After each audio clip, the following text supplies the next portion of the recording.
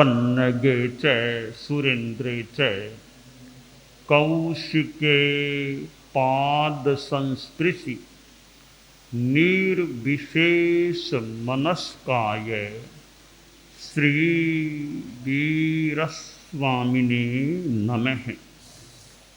आयारो आगम में कहा गया है,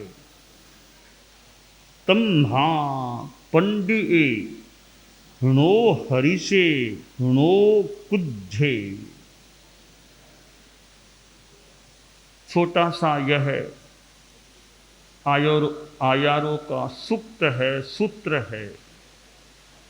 इसमें समता की साधना का, समता धर्म के समाचरण का मानो संदेश दिया गया है। हम जीवन में कभी हर्षान्वित हो जाते हैं तो कभी आक्रोश गुस्से में भी आ जाते हैं। अनुकूल परिस्थिति आती है, आदमी खुशी से झूम उठता है, ऐसा हो सकता है।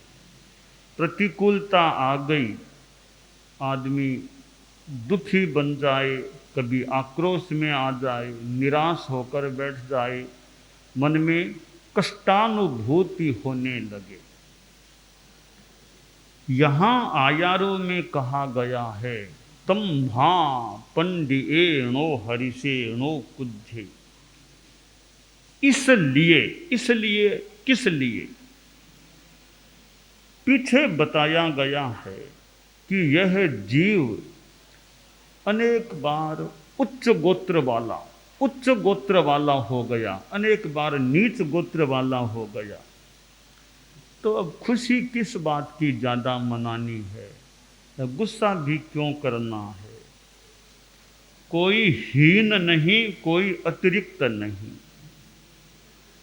हीन और अतिरिक्त व्यवहार में हो सकता है। व्यवहार में तो हीन भी होता है, कोई अतिरिक्त भी हो सकता है कि दीक्षा पर्याय कम है, एक साधु का दीक्षा पर्याय बहुत है। एक 50 वर्ष पार कर चुका दीक्षा पर्याय में, एक 2 वर्ष भी नहीं हुए दीक्षा लिए, तो इनकी तुलना करें। 50 वर्ष संयम पर्याय पार हो गया, वह साधु एक बड़ा है, अतिरिक्त है, बड़ा है। 2 वर्ष भी नहीं हुए, उसकी तुलना में वह बहुत छोटा है, हीन है। तो यह उच्चता हो गई, यह हीनता हो गई। गृहस्थ लोगों में देखें, एक दादा है, एक पोता है, तो दादा बहुत बड़ा है, पोता उसकी तुलना में उम्र में और पग में छोटा है, तो बड़ा छोटा हो गया। आर्थिक संपन्नता की दृष्टि से कोई बहुत सक्षम है, कोई गरीब है, तो यह भी उच्चता और नीचता व्यवहार में हो जाती है। ज्ञान आदि की दृष्टि से कोई बहुत विद्वान पढ़ा लिखा है, कोई अनपढ़ है, तो उच्चता और नीचता हो जाए। और कोई राजनीति आदि में बहुत ऊंचे पद पर है, या कोई आदमी बहुत सामान्य है, तो यह व्यवहार जगत में हीनता और अतिरिक्तता, उच्चता और नीचता भी होती है। यह भी कोई मिथ्या बात नहीं लगती, व्यवहार में यह उच्चता नीचता होती है। पर यह जो उच्चता नीचता है, यह इस जीवन काल के संदर्भ में है। हम आत्मा पर ध्यान दें। आज जो पोता है, कई जन्मों पहले वह भी दादा रहा हुआ हो सकता है। आज जो गरीब है कभी बहुत संपन्न हो सकता है। आज पद की दृष्टि से राजनीति में कोई बड़ा है, कोई छोटा, तो बड़ा कभी छोटा बन जाए, कभी छोटा पद पर आ जाए, बड़ा हो जाए। तो ये व्यवहार में है। पर आत्मा को देखें, अब अनंत सिद्ध हैं, अब अनंत सिद्ध हैं, सबकी आत्मा एक समान है। यानी ऐसा नहीं कि इस सिद्ध महाराज को तो केवल ज्ञान है, इसको नहीं है, कोई फर्क नहीं है। अनंत ज्ञान हर सिद्ध आत्मा में है। अनंत दर्शन, अनंत आनंद, अनंत वो निरंतरायता, सब में एक समान है, कोई फर्क नहीं है। तो सिद्धों की दृष्टि से देखें तो मोटा मोटी कोई हीन नहीं है, कोई अतिरिक्त नहीं है। ऐसा नहीं कि बाद में जो सिद्ध बना वो पुराने सिद्धों को वंदना करेगा, ऐसा कुछ नहीं है। वो सिद्ध हो गए, सब सिद्ध हैं। तो आयारों में जो है कि नो हीणे नो अतिरिक्त, कोई हीन नहीं, कोई अतिरिक्त नहीं। तो आत्मा के संदर्भ में देखें, सब आत्माएं एक समान है। सब आत्माओं में अनंत ज्ञान, अनंत दर्शन की सत्ता है। सिद्धों में तो प्रगट है ही, केवलियों में प्रगट है अनंत ज्ञान, अनंत दर्शन आदि। इसलिए कोई ऊंचा नहीं, कोई नीचा नहीं। और संसारी अवस्था में भी देख लें, इस जन्म में जो पिता है वो आगे के जन्मों में अपने बेटे का बेटा बन जाए, क्या पता। इसी संसारी अवस्था में भी जो हीन है वो बड़ा हो जाए, बड़ा है वह छोटा हो जाए। तो किसको बड़ा माने, किसको छोटा माने? तो यह निश्चय का दृष्टिकोण और व्यवहार का दृष्टिकोण, निश्चय में कोई हीन नहीं, कोई अतिरिक्त नहीं, और व्यवहार में यूँ हीन अतिरिक्त होते भी हैं। खैर, हीन अतिरिक्त हो भी जाएं तो आयारो सूत्र में जो कहा गया, णो हरि से णो कुज्झे, कि पंडित, ज्ञानी आदमी, समझदार आदमी, उसको उच्च गोत्र मिलने पर, सम्मान आदि मिलने पर हर्ष में नहीं जाना चाहिए, खुशियां नहीं मनानी चाहिए। और कभी नीच गोत्र की स्थिति मिल जाए, अपमान आदि मिल जाए, तो आक्रोश में नहीं आना चाहिए। समता में रहो। समता, समता धर्म है। समया धम्म मुदा हरे मुनि, यह समता धर्म है। तो तम महापंडी णो हरि से णो कुज्झे, हर्ष और क्रोध इनमें मत जाओ। हमारे जीवन में ऐसी स्थितियां भी आती हैं, खूब हर्ष का माहौल बनता है, और कभी दुख की परिस्थिति भी जिंदगी में आ सकती है। तो भौतिक अनुकूलता मिलने पर ज़्यादा खुशी नहीं मनानी चाहिए। मान लो थोड़ी बहुत भीतर में खुशी आ गई, ज़्यादा खुशी, अति खुशी भौतिकता के मिलने पर नहीं मनानी चाहिए। मान लीजिए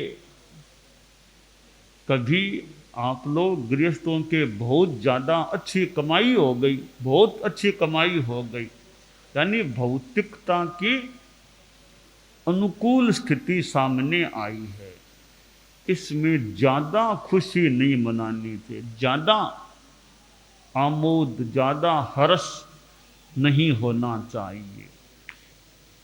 आज हर्ष है, तो 5 साल बाद घाटा लग गया तो फिर क्या रोवोगे फिर? तो अनुकूलता में ज़्यादा खुशी नहीं और प्रतिकूलता में विशेष दुख नहीं। यह समता की साधना होती है। तो आत्म धर्म अध्यात्म धर्म की दृष्टि से विचार करें तो ये समता की साधना, समो निंदा प्रशंसासु तहा मानव मानव लाभा लाभे सुहे दुखे जीविये मरणे तहा, समो निंदा प्रशंसासु तहा मानव मानव। कभी लाभ हो गया और कभी अलाभ रह जाए। साधु गोचरी जाते हैं, कभी गोचरी में बहुत अच्छी चीजें मिल गई और कभी आहार न भी मिले, कभी बिल्कुल आहार न मिले।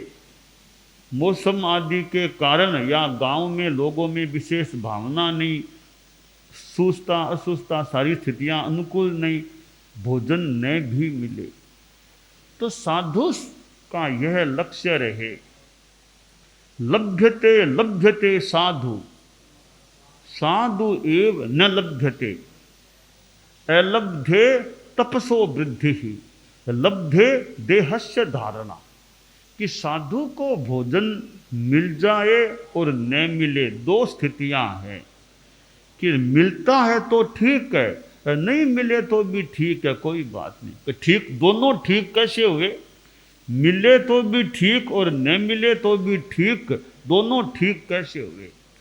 कि अगर भोजन न मिले, आहार नहीं मिला, तो साधु यह सोचे आज मुझे तपस्या का मौका मिल गया। आहार नहीं मिला, इस कारण से आज मुझे भूखा रहने का, तप करने का मौका मिल गया, मेरे निर्जरा का लाभ हो सकेगा। बहुत सहज नहीं मिला तो मेरे निर्जरा तपस्या का मौका आ गया, इसलिए न मिला तो भी ठीक है।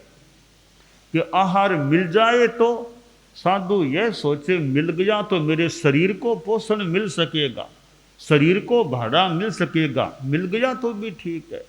तो लभ्यते लभ्यते साधु साधु एव न लभ्यते, अलब्धे तपसो वृद्धिर लब्धे देहस्य धारणा। यो साधु समता में रहे, नहीं मिले तो दुखी न बने, मिला नहीं, नहीं मिला तो कोई बात नहीं, अपने शांति रखो, निर्जरा करो, निर्जरा हो जाए, तपस्या हो जाए। और गोचरी गया मिल गया, ठीक। भगवान ऋषभ कितने घूमे होंगे भिक्षा के लिए, तो न लभ्यते, मिला नहीं भोजन। यह वर्षी तप जो होता है वो क्यों हुआ? आहार मिला नहीं, तो नहीं मिला तो भी वो तो खैर एक तीर्थंकर जीव की आत्मा, तो न मिले तो भी समता शांति। फिर इक्ष्ु रस का योग मिल गया, श्रेयांश के वहां मिल गया तो शरीर को भाड़ा मिल सकेगा, ठीक है। मिल गया तो ले लिया, नहीं तो कोई बात नहीं, समता रहनी चाहिए। तो आयारों में जो कहा गया, तम महापंडिये नो हरिषे नो कुज्जे। यह जीवन में उच्चता नीचता, सम्मान अपमान, ये स्थितियां आ जाएं, नो हरि से ज्यादा हर्ष नहीं करना, प्रतिकूलता में आक्रोश नहीं करना। पंडित आदमी इस बात पर ध्यान दे। अब एकदम नासमझ है वो तो क्या तो समता को जानेगा, क्या शास्त्रों को जानेगा, क्या लभ्यते लभ्यते को अनपढ़ है, पढ़ा लिखा नहीं, समझता नहीं, उसको तो क्या समता विषमता समझ में आए कि नहीं आए। तो पंडित है, समझदार है, ज्ञानी है, बुद्धिमान है, वो तो चिंतन करे, वो तो ध्यान दे कि नो हरि से नो कुज्झे। तो आयारों में या पंडित के लिए कहा गया कि पंडित न हर्ष करे और न गुस्सा करे। तो मानो हर किसी आदमी के यह बस की बात न हो समता विषमता, ये पर पंडित है, ज्ञानी है। पंडित कौन होता है? पंडा संजाता अस्य से पंडित है।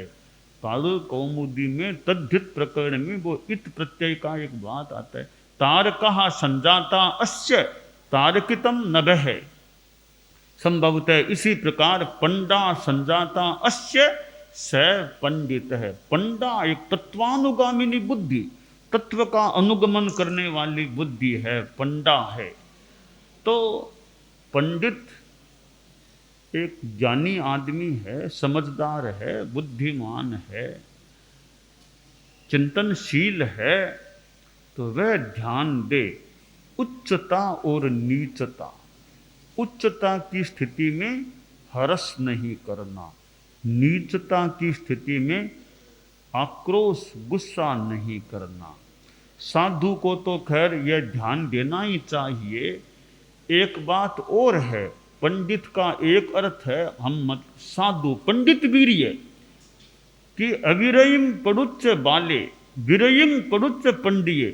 पंडित कौन होता है शास्त्रीय भाषा में, कि जो साधु है वह पंडित होता है, जो अविरति है असंयमी है वो बाल होता है, जो श्रावक है पंचम गुणस्थान वाला वह बाल पंडित होता है।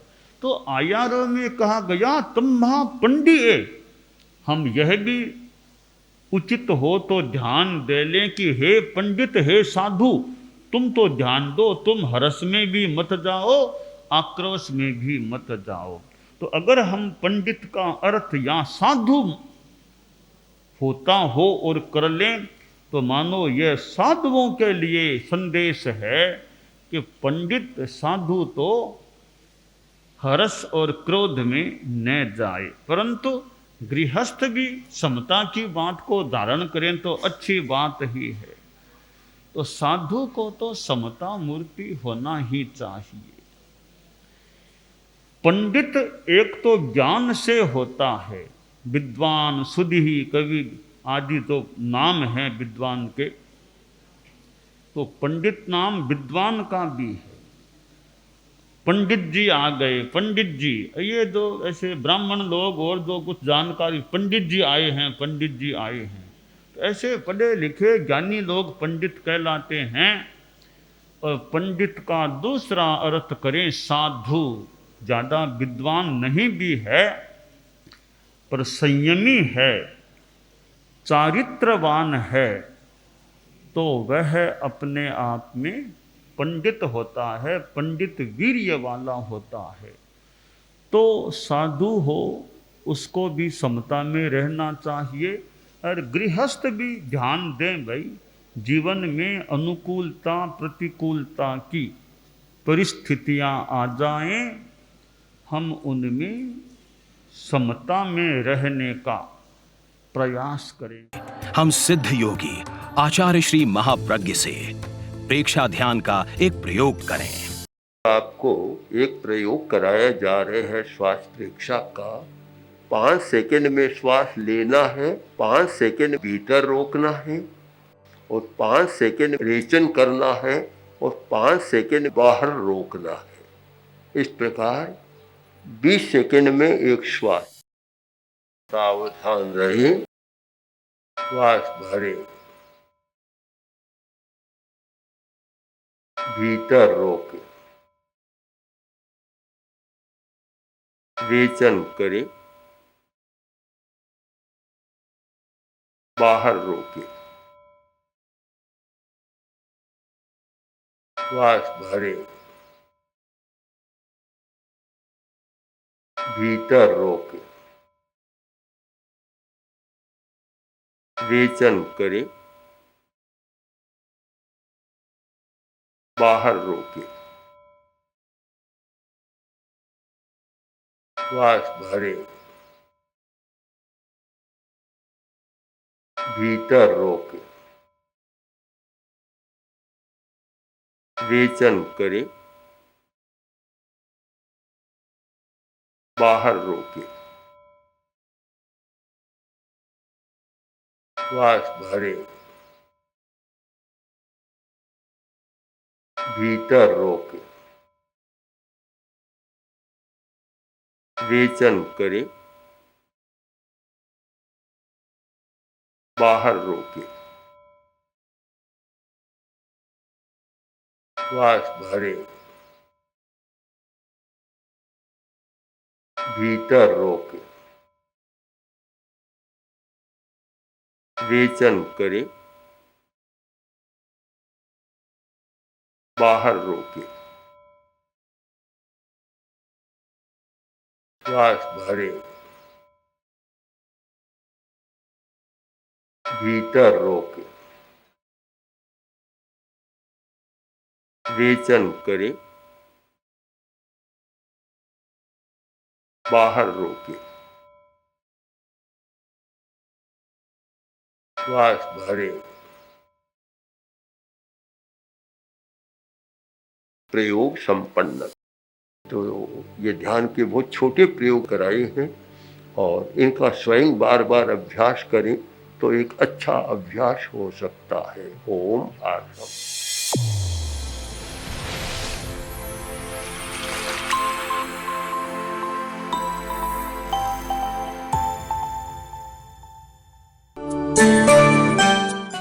एकाग्रता, तन्मयता, अपने आप को मंगलमय अनुभव करते हुए नमो अरहंताणम, नमो सिद्धाणम, नमो आयरियाणम, नमो उवज्झायाणम, नमो लोए सब्बसाहूणम, एसो पंच नमोक्कारो सब्ब पावपणासनो मंगलाणं च सब्बेसिं पढ़मं हवइ मंगलम।